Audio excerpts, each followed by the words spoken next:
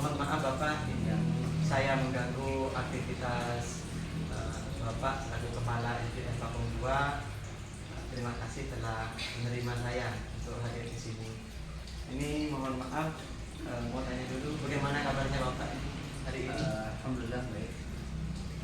Berkat anugerah Allah Subhanahu jika kita bisa beraktivitas hari ini. Ini kami ada beberapa pertanyaan terkait dengan pengambilan keputusan dan nilai-nilai kebajikan, nilai etika, menunjukkan moral Bapak. Ini pertanyaannya ini yang pertama, selama ini bagaimana Bapak dapat mengidentifikasi kasus yang merupakan dilema etika atau rujukan moral? Terima kasih, saya sampaikan. Pertama saya ucapkan selamat datang di sekolah ini, Pak Standar dari PBB. Saya senang sekali bisa berbagi cerita, berbagi kisah. Mudah-mudahan apa yang kita perbincangkan hari ini menjadi inspirasi bagi kita semua. Amin. Sehingga nanti ke depan jauh lebih baik. Jadi kalau itu ada pertanyaan tadi itu, pertama kita harus tahu dulu tentang definisi apa itu dilema etika dan apa itu dilema moral. Bagaimana kita maklumi bahwa dilema etika itu seorang pimpinan itu harus mengambil salah satu keputusan di mana kedua pilihan itu sama-sama baik. Itu pertama harus tahu dulu. Kedua, tentang rujukan moral. Di sini dibutuhkan tentang konsistensi dan keadilan. Integritas dari seorang kepala sekolah tidak tergoda oleh hal-hal yang memang melanggar aturan.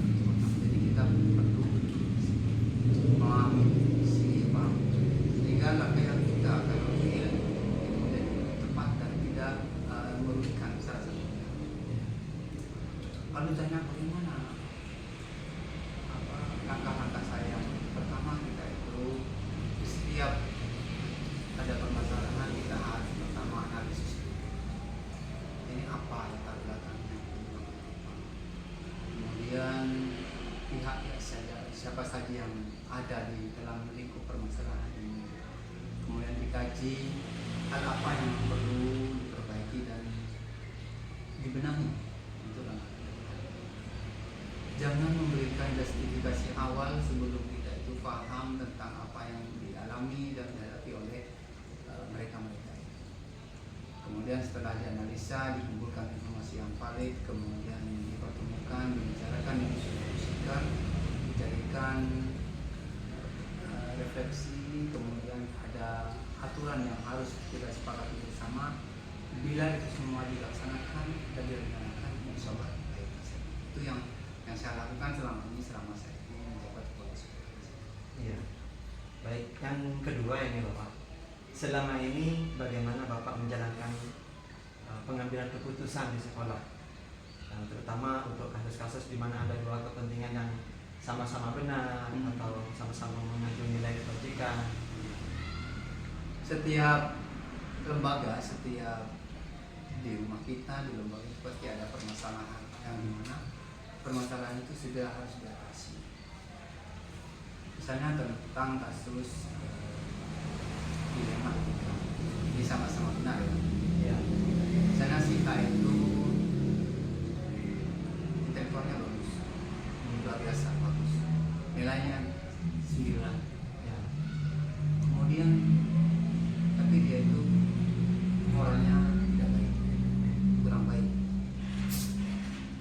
Yang B itu pengetahuannya di bawah A, tapi nilainya baik. Tagline yang kita usung di sekolah kita ini, tagline itu kesopanan itu lebih tinggi nilainya dari kecerdasan. Disitulah kita berperang mana yang paling tepat untuk memberikan nilai. Masing-masing mempunyai konsekuensi. Jika kita memberikan nilai A itu nilai bagus, nilai paripurna, tetapi mengabaikan nilai-nilai moralitas. Jika si B itu diberi nilai bagus, intelektualnya itu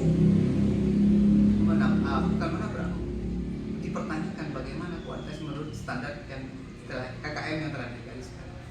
Nah untuk itu kita ini perlu memberikan garis penilaian mana yang harus kita ambil. Kita sepakati oleh lembaga itu bahwa yang prioritas itu adalah bagaimana sesuai dengan teknik itu, bagaimana moralitas anak-anak itu yang diutamakan. Artinya jika ada kasus seperti itu maka kami pihak ini mendahulukan tentang moralitas itu memang karena kebetulan garapan kita ini, garapan lembaga pendidikan kita ini tentang bagaimana moralitas anak. Kebetulan tadi ada kunjungan dari pihak luar ya, dari kerjasama kami dengan di negeri-negeri yang maju itu, di Jepang itu yang paling dominan, yang paling ditanamkan paling dari kelas 1 SD sampai SMA itu tentang culture, tentang budaya tertib, budaya sehat, budaya. Nah itu yang kami sama ada benang merah yang sama dengan yang itu mengenai dilema. Kalau bukan moral misalnya ada kasus anak ini sering ngetek, kebetulan orangnya berpengaruh, lalu ada laporan dari guru kelas, Pak si C ini sering ngetek dengan si D, gimana nih Pak? Ini sudah berulang-ulang diingatkan, apa tidak perlu Pak dipanggilkan orang tua? Kemudian kepala sekolah bilang, sudah jangan, ini bisa mencemarkan nama baik. Itu bujukan moral. Nah di situ sebagai kepala sekolah harus mempunyai integritas bahwa kita tempatkan posisinya, yang kurang tepat kita perbaiki, yang kurang tepat yang sudah baik kita apresiasi, yang belum baik kita perbaiki. Itulah yang selama ini saya alami dan kita kerjakan bersama. Baik, untuk yang ketiga, langkah-langkah atau prosedur yang seperti apa yang biasa Bapak lakukan? Pertama kita membuat rule ya, aturan kesepakatan yang kita ambil dengan guru-guru, kemudian komite sebagai perwakilan dari masyarakat dan aturan-aturan itu kita kemudian jika terjadi permasalahan kita sebagaimana sampaikan kita analisis dulu apa yang penyebabnya, kemudian ruang lingkupnya siapa saja, aktornya terlibat bagaimana, kemudian bagaimana solusinya tanpa berusaha tidak menimbulkan gesekan yang cukup serius sehingga berdampak kepada sekolah. Yang terpenting lagi Pak Kandar itu bagaimana kita membangun komunikasi yang baik dengan masyarakat, bahasa yang santun, bahasa yang sopan itu lebih mengena daripada kita hanya bicara. Saya meyakini suatu kepada sekolah itu bahwa bentuk-bentuk humanisme, kunjungan, silaturahim itu akan memperkuat hubungan batin antara pihak sekolah dengan wali murid. Itu yang kita kerjakan selama ini. Tidak ada sesuatu yang sempurna, pasti ada hal-hal yang memang perlu diperbaiki.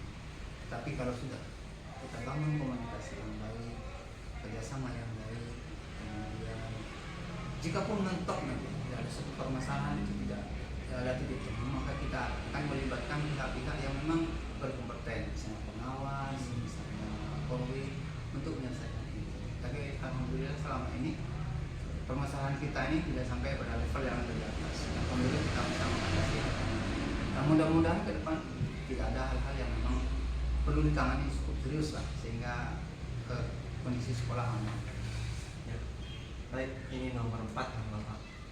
Hal-hal apa saja yang selama ini Bapak anggap efektif dalam pengambilan keputusan pada kasus-kasus di mana kita? Oke. Pertama kita itu jangan langsung reaktif ya. Jika ada permasalahan dan langsung reaktif, langsung emosi.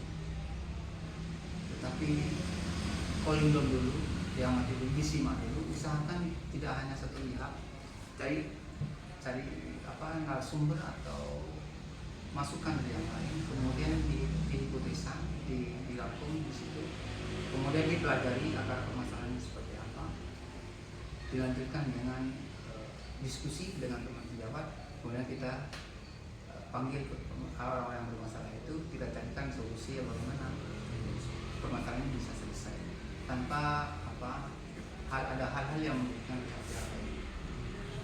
Itu Pak. Baik, selanjutnya Bapak, hal-hal apa saja yang selama ini merupakan tantangan dalam mengambil keputusan pada kasus dilematika? Kadang-kadang begini Pak, kita ini diburu waktu. Berapa pengalaman saya, jika saya memutuskan suatu permasalahan ini harus segera tuntas. Kalau tidak tuntas, segera tuntas ini berimplikasi pada yang lain. Itu dilema kami. Jadi segera dituntaskan dengan limit waktu yang sangat pendek. Itu. Kemudian setiap mengambil keputusan itu kami juga harus menghitung, ini dilema saya, dampak atau ekses yang terjadi setelah keputusan itu diambil. Kemudian yang ketiga, kadang-kadang pihak luar itu ingin segera selesai, pokoknya selesai. Itu yang kami rasakan selama ini, itu dilema-dilema yang kami kadang kami diuji juga dengan masalah integritas, masalah berpegang teguh pada aturan, itu diuji, bersifat adil, objektif, tidak mengenal, itu diuji kadang-kadang.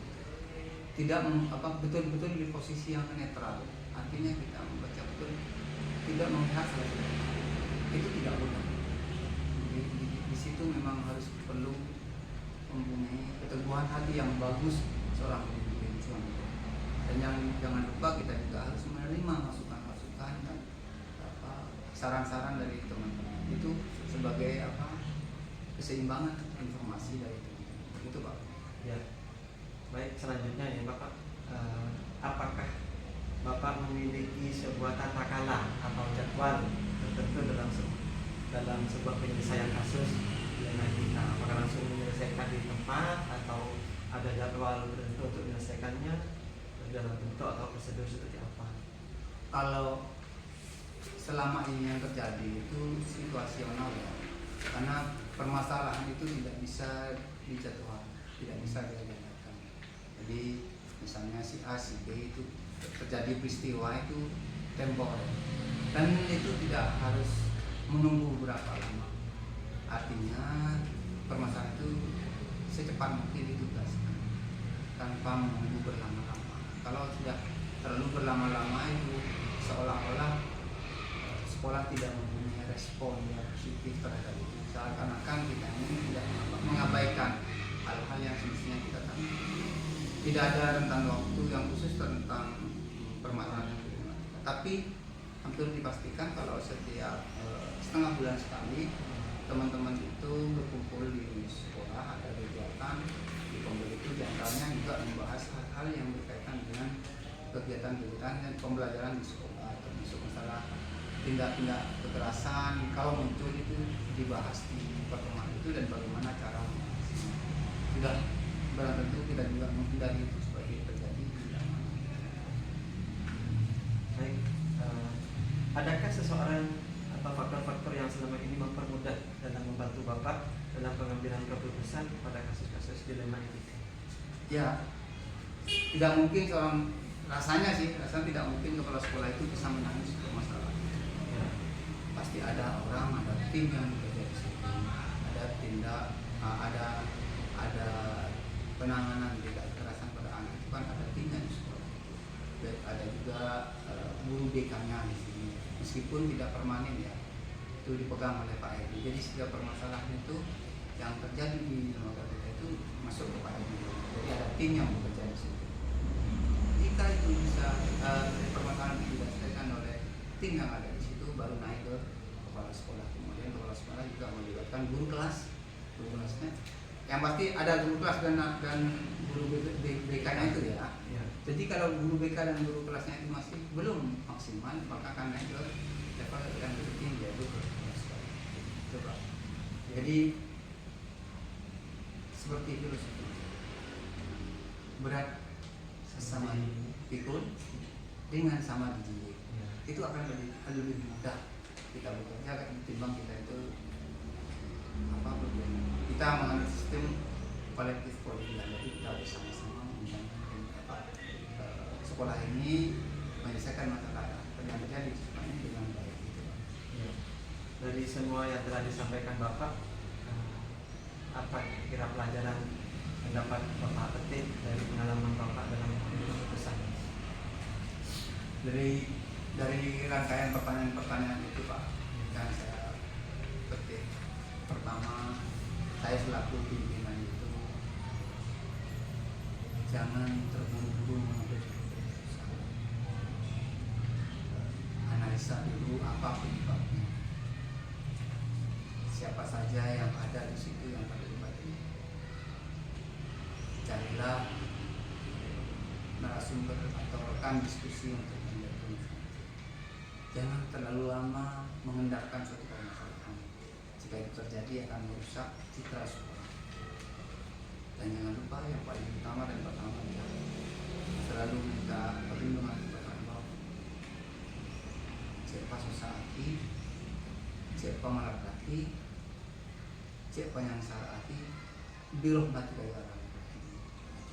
Jadi kita dulu bermohon, kata kuncinya yang paling kuat itu adalah minta perlindungan kepada Allah supaya kita itu tidak ada hal-hal yang memang merusak dan merugikan bagi semua yang ada di sekolah. Itu barangkali yang dapat saya sampaikan. Ya, terima kasih Bapak, ini sudah banyak sekali memberikan inspirasi bagi saya dan banyak memberikan hal-hal yang baru kepada saya. Semoga ini akan bermanfaat bagi saya. Terima kasih, mohon maaf atas saya mengganggu Bapak Ya, aktivitasnya hari ini. Terima kasih. Assalamualaikum warahmatullahi wabarakatuh. waalaikumsalam warahmatullahi wabarakatuh.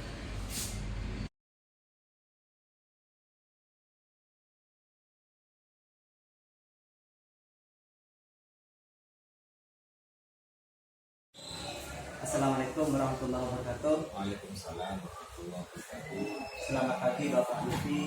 Selamat pagi, Anda. Ya, mohon maaf ini saya mengganggu aktivitas Bapak. Kabarnya tidak apa-apa. Silakan. Semoga tidak mengganggu aktivitasnya. Bagaimana ini kabarnya Bapak? Alhamdulillah, baik-baik saja. Ada yang bisa saya bantu, Pak? Ya, ini saya sedikit mengganggu Bapak untuk menanyakan sedikit tentang mengambil keputusan dengan nilai-nilai perusahaan. Ya, sebagai pimpinan gitu kan. Iya, betul. Ya, ini sedikit ada beberapa pertanyaan yang mungkin Bapak bisa jawab. Mudah-mudahan bisa jawab, Pak. Amin. Ini yang pertama ini Bapak, selama ini bagaimana Bapak mengidentifikasi kasus-kasus yang merupakan dilema etika atau kritikan moral? Ini program CGP ya, Pak ya? Iya, betul. Intinya pengambilan keputusan berdasarkan dilema etika dan kritikan moral gitu, Pak ya. Iya. Baiklah Anda, sebelumnya kami di SDM 1 di sini, saya sebagai kepala sekolah dalam beberapa hal pengambilan keputusan hubungannya dengan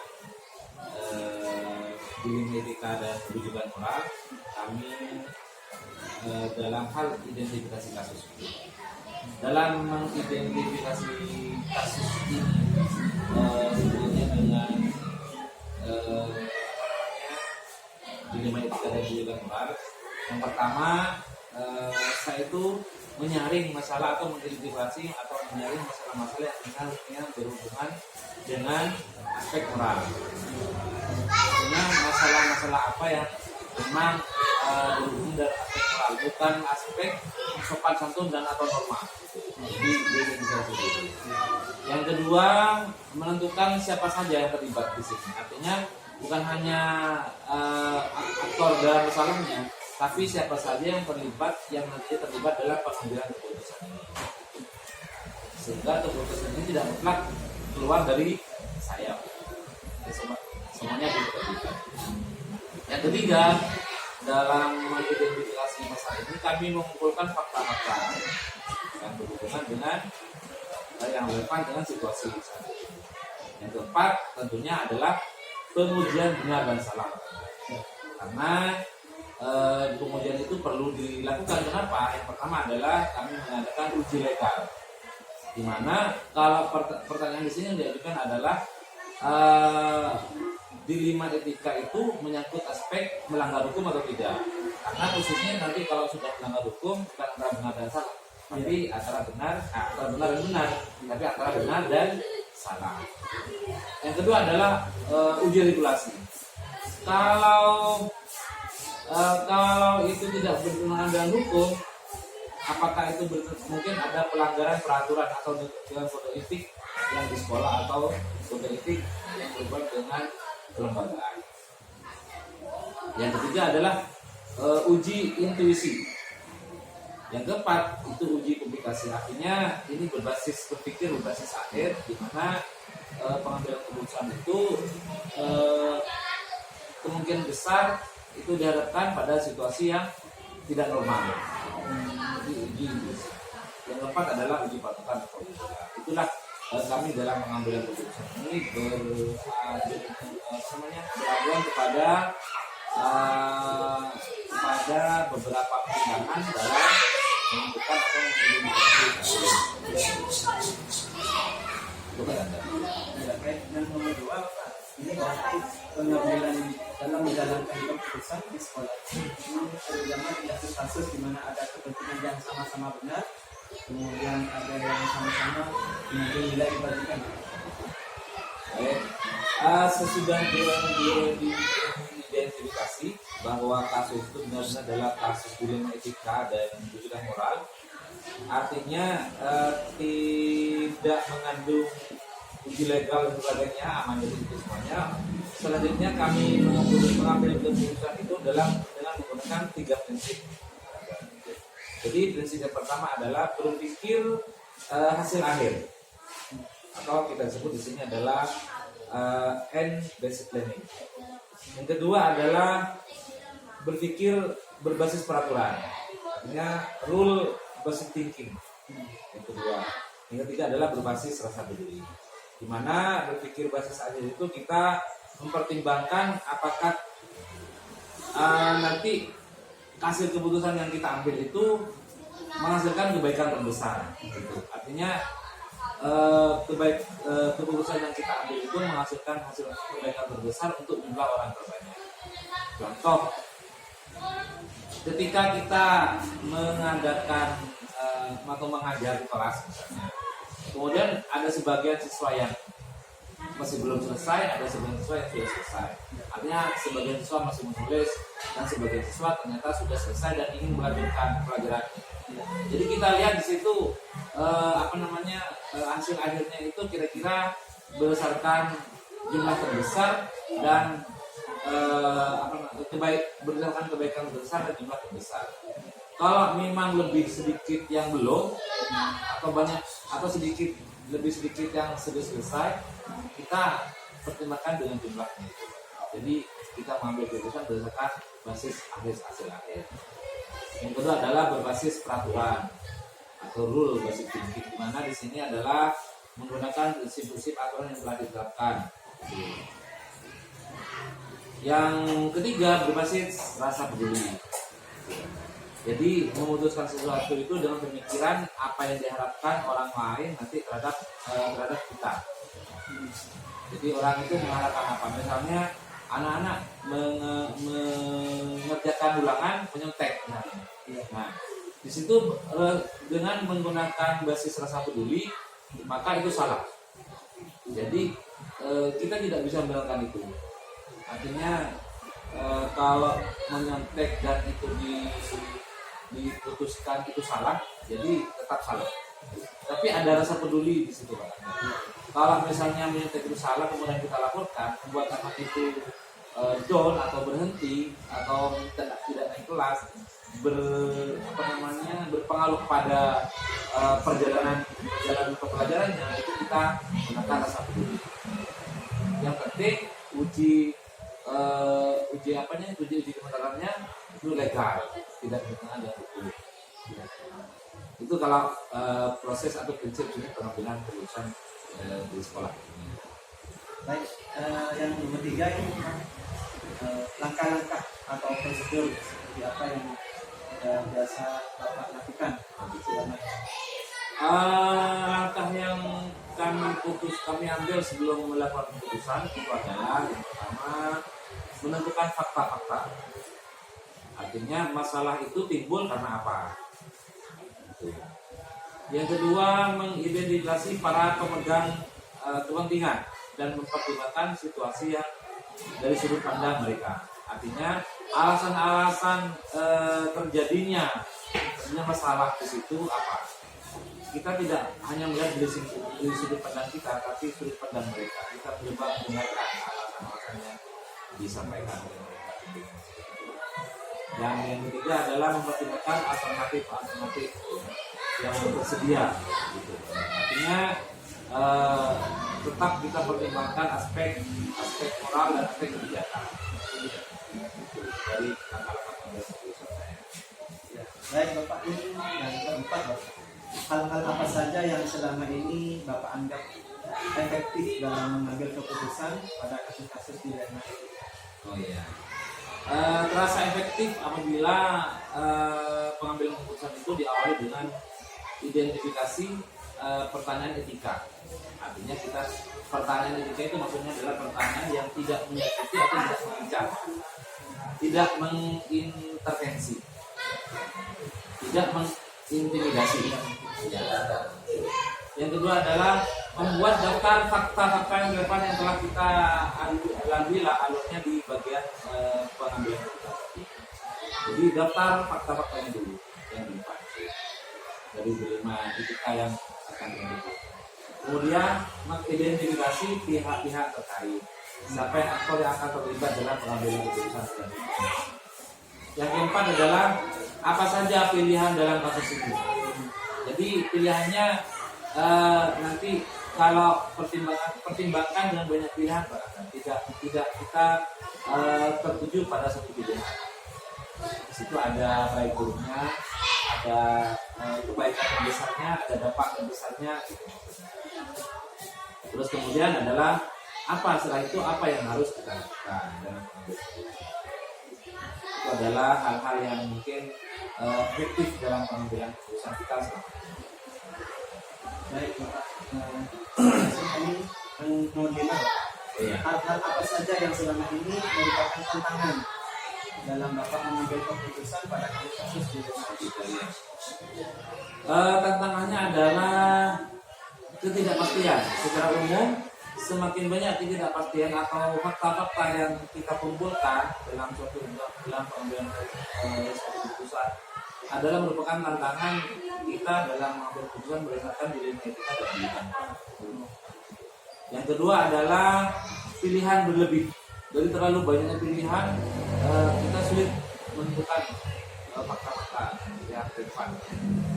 Yang ketiga adalah kompleksitas masalah. Di situ tidak hanya terjadi satu masalah. Jadi kompleksitas masalah mengharuskan kita mengidentifikasi lebih detail lagi.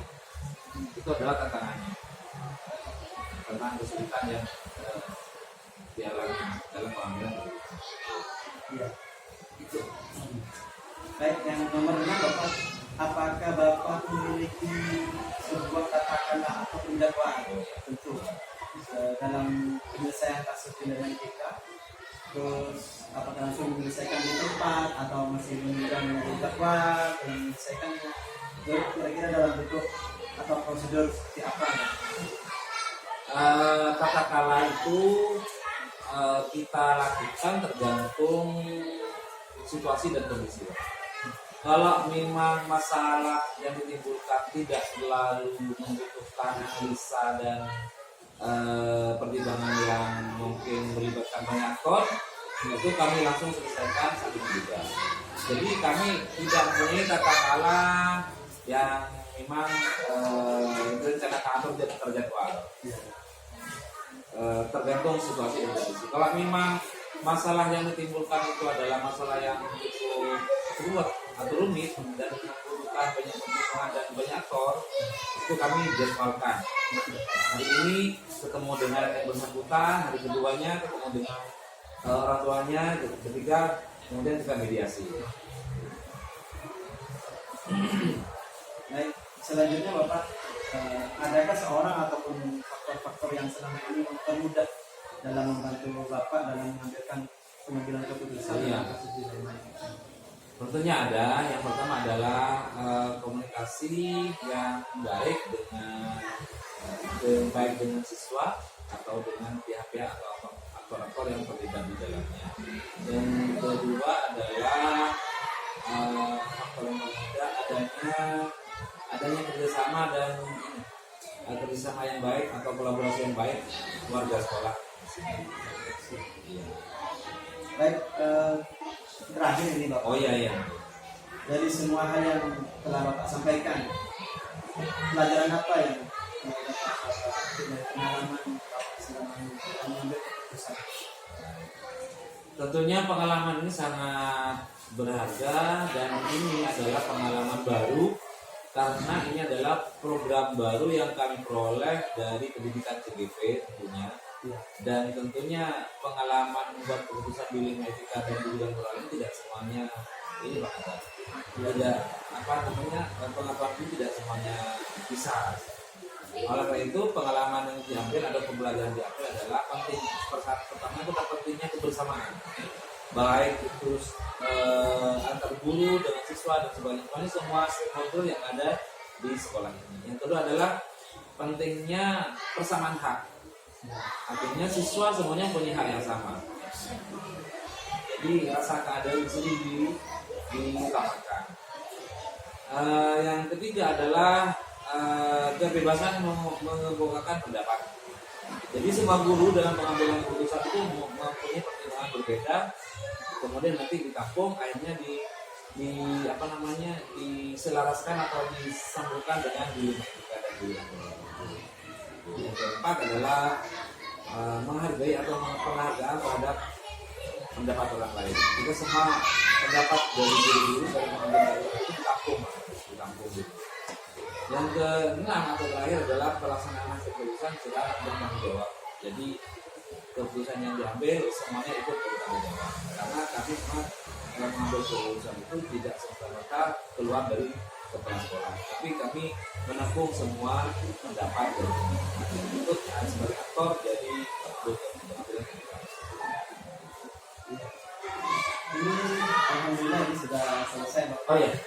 Terima kasih telah mengganggu, maaf ya. Dan sama-sama Bapak kali ini bisa membantu perjalanan Iya. atau proses dari pendidikan CGP yang sedang ada itu. Iya. Pengalaman ini tidak seberapa, mungkin ini ada hal baru juga buat saya. Mohon maaf mengganggu Bapak. Terima kasih. Sama-sama. Assalamualaikum warahmatullahi wabarakatuh. Ya.